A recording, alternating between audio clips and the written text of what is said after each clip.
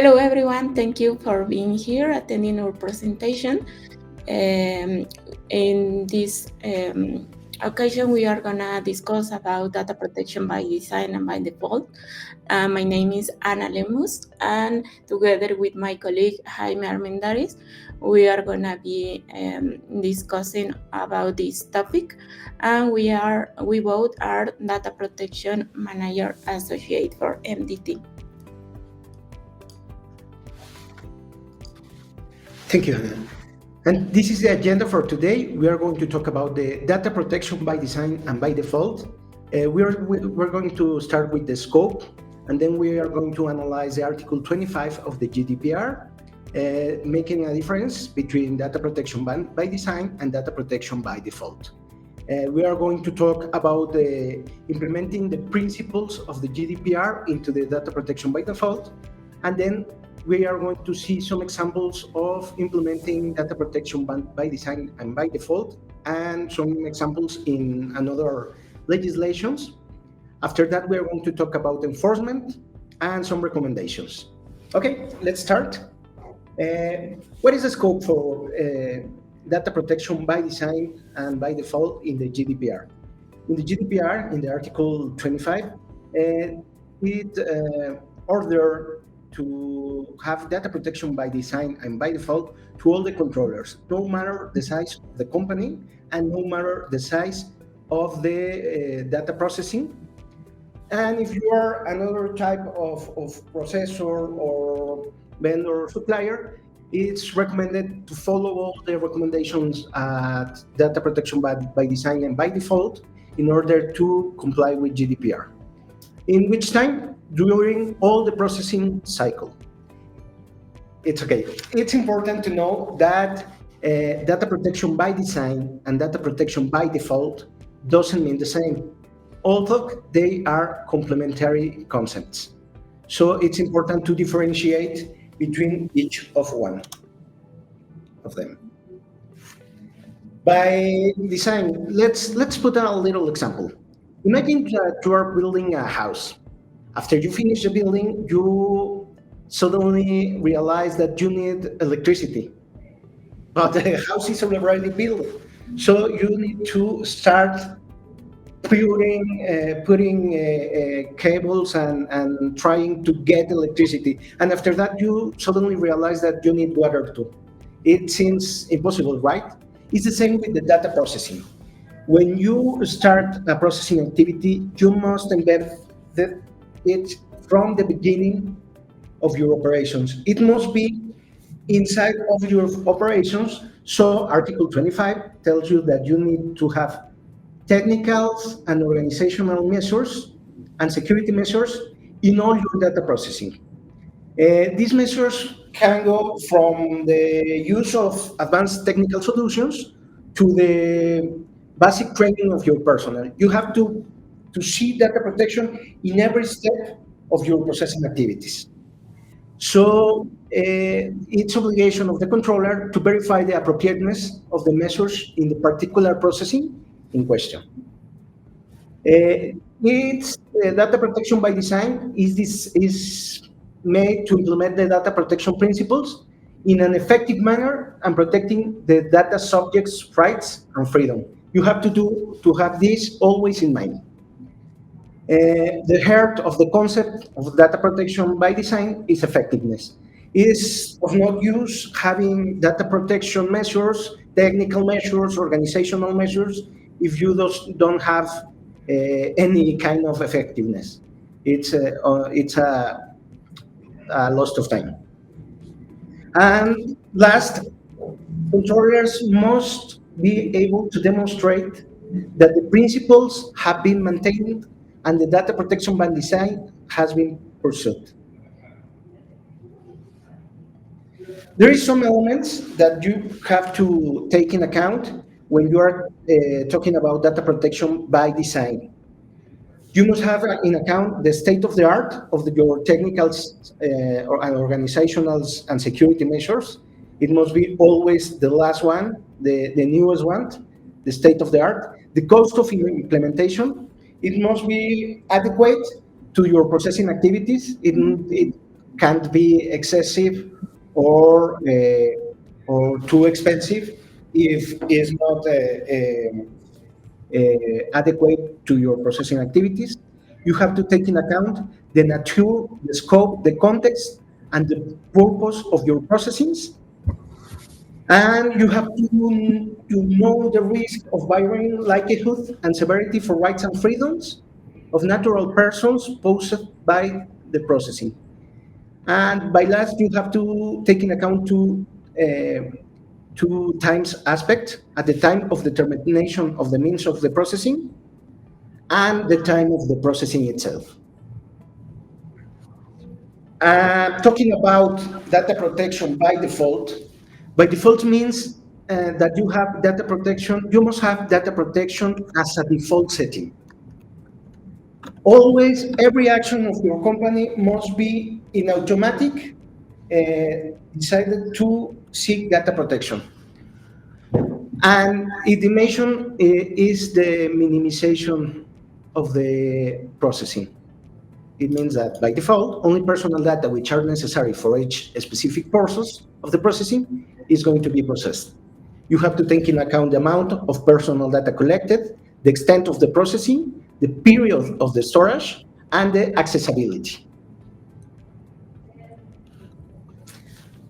For taking in account data protection by design, you need to comply with all the principles mentioned in the GDPR. I'm going to mention them is transparency, lawfulness, fairness, purpose limitation, data minimization, accuracy, storage limitation, integrity and confidentiality, and accountability.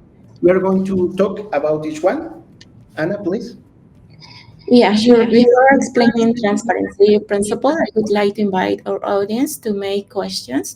So feel free to post your question in our chat.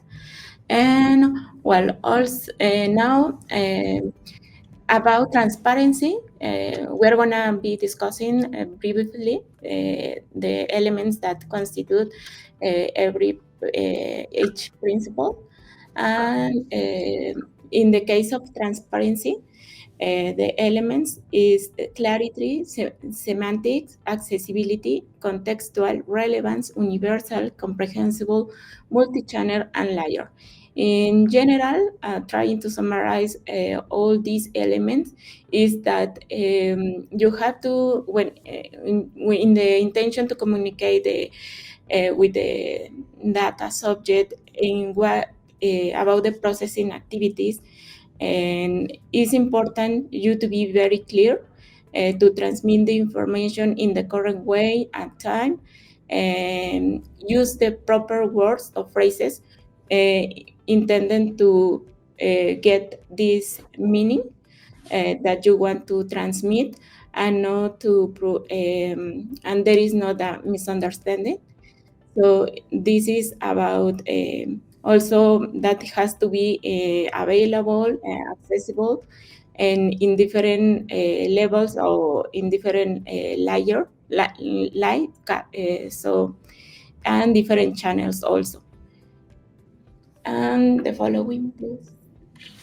Okay, talking about lawfulness, implementing the data protection by design, you have to take in account so many aspects like the necessity of the processing, the the legal basis of the processing, if you need to gain consent, if you need to or have withdrawal of the same consent, the cessation, the adjustments to comply with different and specific laws, the allocation of responsibility of each stage of the processing, the relevance of the processing, and in fact, you must comply with all laws, specific laws, and with the GDPR. So you need to be compliant, and your processing must be by default compliant with any law that is applicable to the case.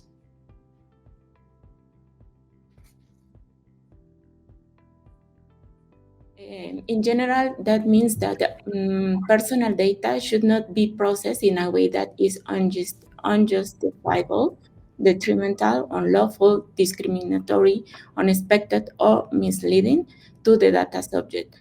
That is composed of these elements that, well, you can see in this slide. And in case you would like to ask about it, I can explain in more detail. So we can move to the.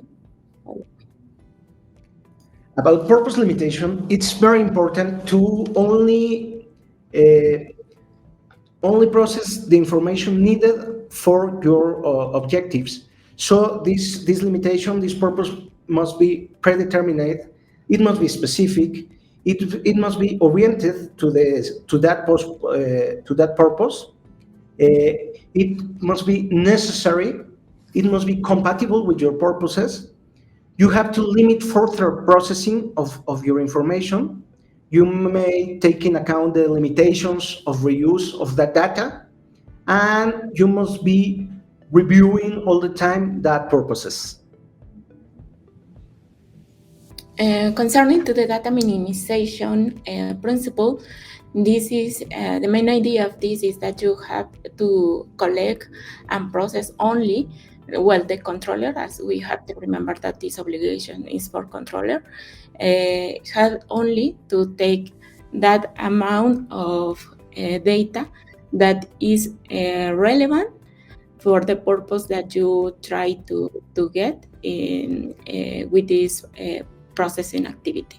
So that is the general idea. Also, one of the most relevant items in this principle is the pseudonymization, and in general, that is about data minimization.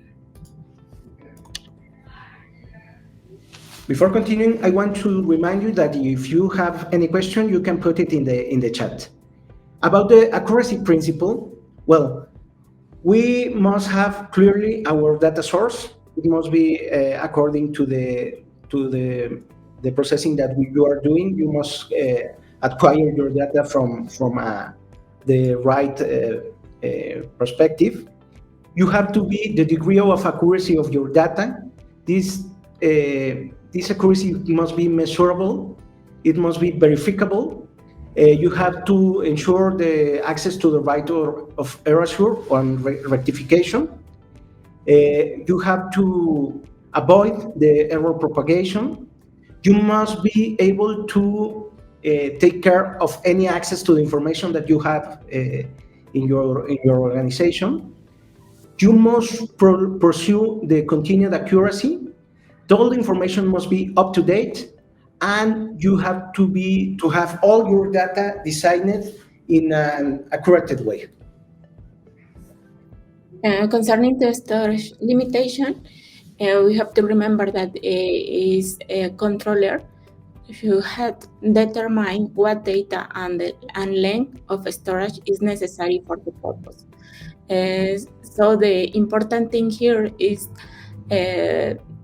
to also be able to justify as a controller why you are store, well, why the period that you select is correct and has to be based in a legal background or something like that. And the following, so that would be, yeah. Okay, about integrity and confidentiality, it's important to have a security managed system. You must all the time seek for the security of your information, and that's where the state of the art almost always come into account. You have to be performing all the time risk analysis. You have to have implemented security by design. You have to maintain all your systems, keep them up to date, keep them secure. It's important here to talk about access control management, because you have three dimensions in this: access limitation to the agents, to the users, access limitation to the different parts of information within your organization, and segregation of this access. You must pursue secure transfers. You must have secure storage. Uh, have to try to pseudonymize data when possible. You must have backups and logs. Uh, you must protect all the information according to the risk that you have identified. And you must have an security incident response management and any kind of incident management related to your data processed within your organization. Accountability. The controller shall be responsible for and be able to demonstrate compliance with all the principles. Uh, Also, following this, a controller may demonstrate the effects of the measures taken to protect the data subject to right. So that is related to be appropriate and effective when they select the measures. And also, he has, well, the controller has to demonstrate deep knowledge in GDPR and the ability to implement data protection. So it has to understand their GDPR data protection obligation and be able to comply with these obligations. Um, Moving forward, we are now discussing about how to implement data protection by design in personal data processing activities.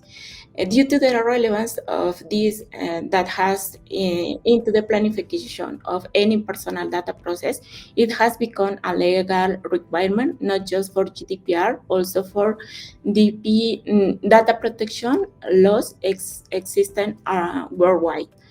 Uh, so I could like to show in these slides, in the following slides, a summary of the last proposals that has been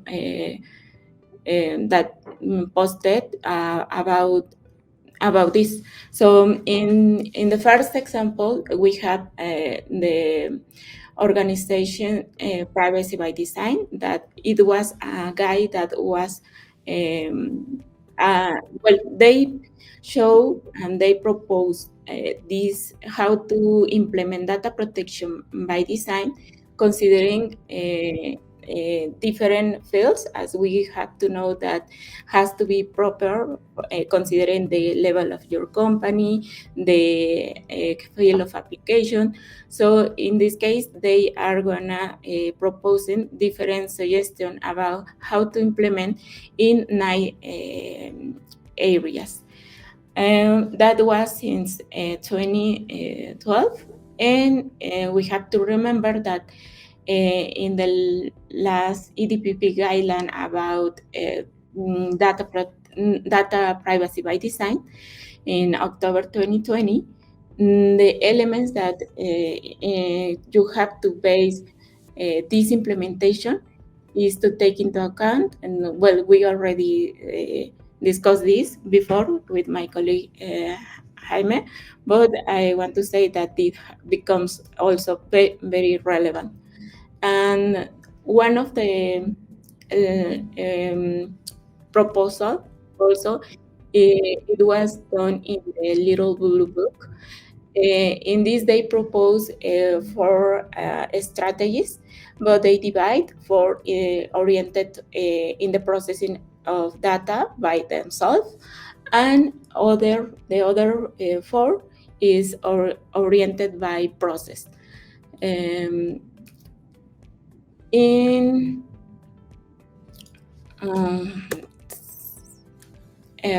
so in the following slide, this is in the following slide, we are showing a summary about the guide about accountability and governance that was proposed by, well, was done by ICO. ICO is the Information Commission Officer related to UK GDPR. And what they propose is that it's important that you develop the practical action guidelines according to your organization, framed by your assessment of the risk posed and the measures available to you. So that is very important, and I could make this more emphatic in the role that DPIA is an integral part of data protection by design and by default. So we know that although DPI is only required in certain circumstances, such as where the processing is likely to result in a risk to rights and freedoms, they recommend that you can implement this just like a good practice to yep in to your process. Of course, we have to. Well, they also mention a checklist that for them are the main elements that you have to take into account. I am gonna show in just in this slide part of this checklist, uh, but in general is summarized. I mean, is brief and is a good guide to follow. Also, if you consider the UK GDPR are applicable as controller.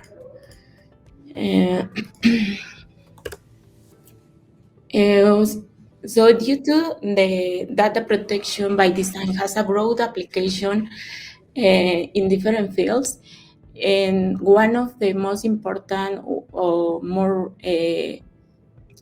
yes fields are the health.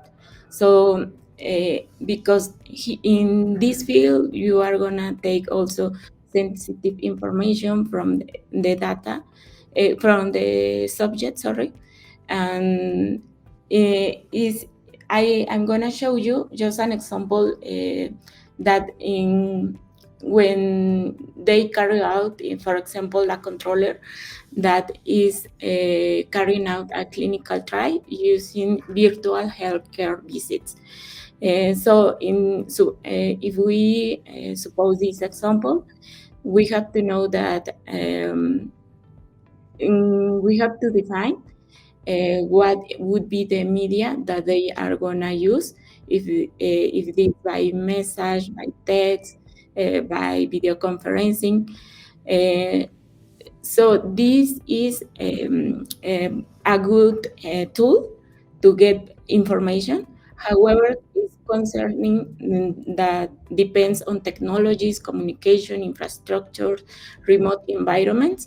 So a way to implement this just making a brief idea, because of course we have to make a broad analysis and to put more elements, just to have a general idea. Mention these principles. In the case of transparency, we have as controller to develop all the documents like SOPs, policies, privacy notice, consent, should be written in clear way, describing in detail the process that involve data processing, uh, and also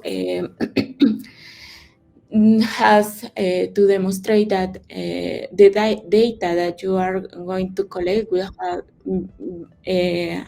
to be based in data minimization. So according what are the goals that you have to demonstrate with the clinical trial.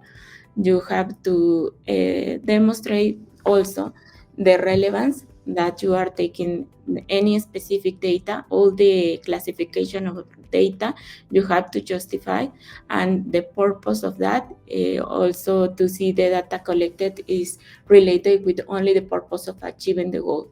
So and on other principles that we saw, and it's very relevant, is the lawfulness. So in this case, video conferencing will apply the explicit consent. I have to say that I am based this in GDPR.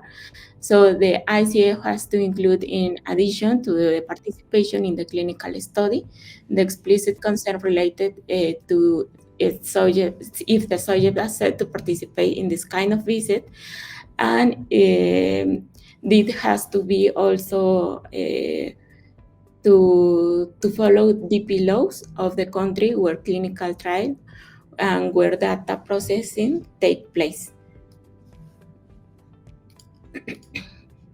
Um, element very important is the how to select the technical and organizational measures.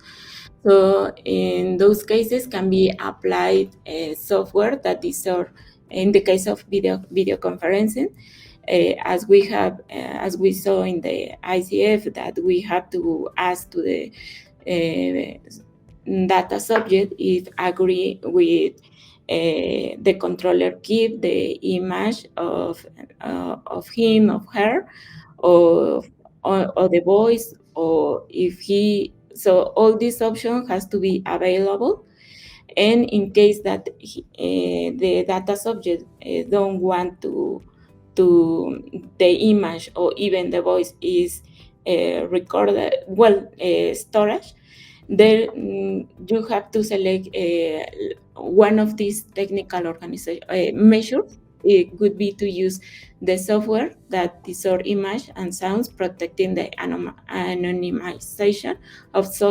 subjects. Also, the software to use for video conferencing has to demonstrate measures of security, and comprehensive privacy and security training is essential for reducing the risk of unauthorized collection, use, and disclosure of personal health information. Um, and well, finally, uh, I would like to show that also how to implement integrity and confidentiality. It could be also selecting these measures like encryptation, access unique for personal involved, SOP to describe what to do in case of data breach occurs, among others, have to be implemented. And remembering always that the DPIA has to be done in before that the clinical trial gonna be a start in order to implement this in the design of the clinical trial. So DPI will be a very good tool to we figure out what could be the potential risk in this process, and try to also to evaluate vendors and to see, and that all this information provide to controllers important elements to make decision to how to select a stakeholder or different measures. So I would like just to be emphatic with this, and that would be in general the idea about how to apply this.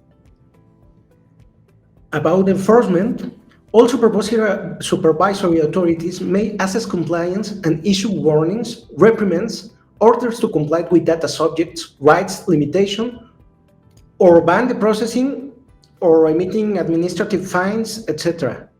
Data protection by design and by default is further a factor in determining the level of monetary sanctions of that breaches. That means that if you prove that you are trying to implement data protection by design and by default, the authority may take that in account in order to reduce the fines. Some recommendations about implementing data protection by design and by default is always use systems and technologies that have built in data protection.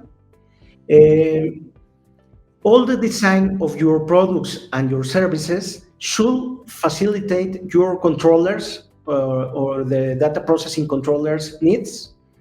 You need to think in data protection since the beginning of any processing operation.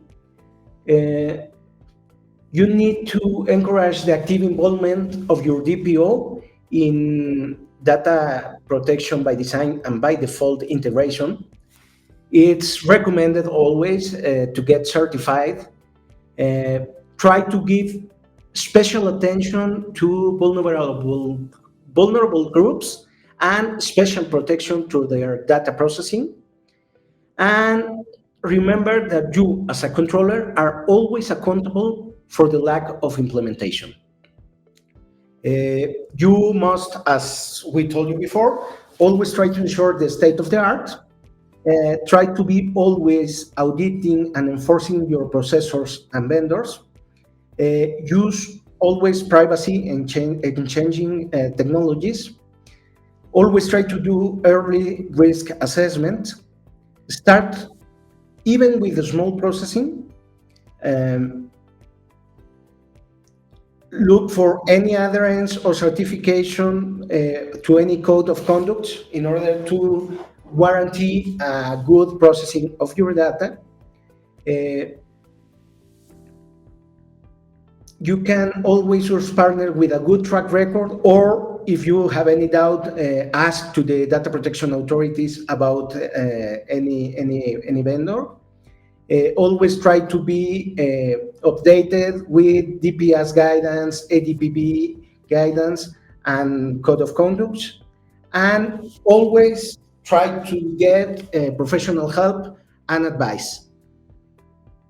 And they are um, classifying according to if they support the as controller to are in compliance with key obligations. So we provide a service of DPO support, like DPR and ROPA. And the ROPA is the record of processing activities.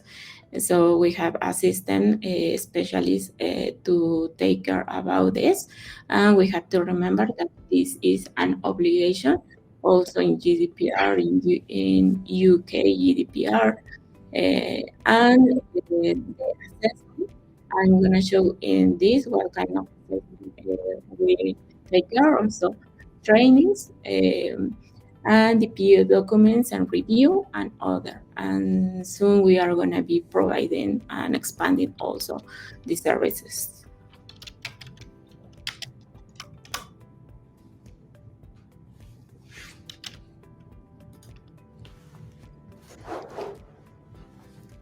So I don't know if there are questions. Yes, we have one question. It says, when you have a difference of data storage, example given 15 years and 25 years, what should prevail? Apply the longest data storage or keep the principle of data minimization? Well, in this case, remember that you always have to keep the principle of data minimization, but sometimes in specific legislations, it's established a minimal storage period required. As in the case of the clinical trials, you need to keep your data for 25 years. So it's okay if you try to keep them as long as possible, trying to comply with a specific regulation. But remember, you always must keep and pursue the principle of data minimization.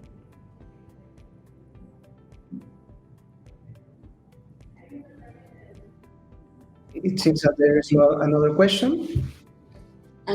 So don't forget that there is an upcoming event in September. Our flagship event titled Data Privacy for Health will be held in Raleigh, North Carolina. So we are gonna be waiting for you. You can visit MyData-TRUST.com for more information. Should you have any question, please let us know on contact around MyData-TRUST.com. Also, don't forget to subscribe to our newsletter and to follow us in YouTube. See you later. Thank you. Thank you.